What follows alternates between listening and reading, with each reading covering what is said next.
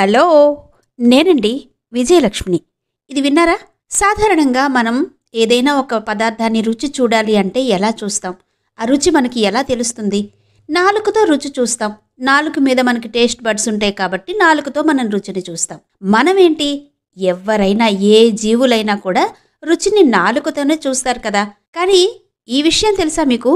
సీతాకోక చిలుకలు ఆహారాన్ని నాలుకతో రుచి చూడవంట, కాళ్లతో రుచి చూస్తాయి.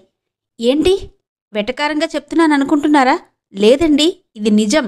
ఎందుకంటే వాటి రుచి మొగ్గలు, అదేనండి టేస్ట్ బడ్స్ కాళ్ళలో ఉంటాయట. సో సీతాకోక చిలుకలు ఆహారాన్ని కాళ్లతో రుచి చూస్తాయి, ఎందుకంటే వాటి టేస్ట్ బడ్స్ కాళ్ళలో ఉంటాయి కాబట్టి. నిజంగా అద్భుతమైన విషయమే కదూ. అద్భుతమేంటి, వింత విషయం కూడా. సో మరి ఇలాంటిదే ఇంకో విషయం చెప్పనా?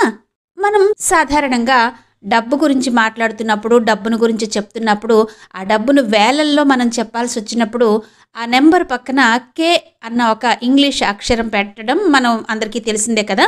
సో మరి ఆ ఇంగ్లీష్ అక్షరం కే ఎందుకు పెట్టాలి? సపోజ్ ఒక 10,000 అన్నప్పుడు 10K అంటూ ఉంటాం కదా, లేదంటే 20,000 అన్నప్పుడు 20K అంటూ ఉంటాం కదా. అసలు 20K 10K అంటూ కే ఎందుకు అనాలి? ఏ అనొచ్చు కదా, బి అనొచ్చు కదా, లేదంటే ఇంకేదైనా లెటర్ అనొచ్చు కదా. మరి కే మాత్రమే ఎందుకనాలి అంటే దానికి కూడా ఒక కారణం ఉంది. అదేంటో ఇప్పుడు చెప్తాను. గ్రీక్ భాషలో 1000ని కీలియోయ్ అని పలుకుతారట. ఆ తర్వాత దాన్ని ఫ్రెంచ్లో సులభంగా పలికే విధంగా కిలోగా మార్చారు. ఆ తర్వాత మెట్రిక్ పద్ధతి అమల్లోకి వచ్చినప్పటి నుంచి కిలోను 1000కి సూచనగా వాడడం మొదలుపెట్టారు. కిలోగ్రామ్, కిలోలీటర్, కిలోటన్ ఇటువంటి పదాలు పుట్టుకొచ్చాయి. దాన్ని డబ్బుకు కూడా అనుసంధానం చేస్తూ పక్కన 3 సున్నాలు పెట్టకుండా సింపుల్గా కే అంటే 1000 అనుకోండి, 1K ఇలా పెట్టి వదిలేయడం అలవాటైందిట. సో డబ్బుని వేలల్లో చెప్పేటప్పుడు నెంబర్ పక్కన కే పెట్టడం వెనక గ్రీకు భాషలో ఉన్న కీలియోయ్ అనే పదం బాగా పనిచేసిందన్నమాట.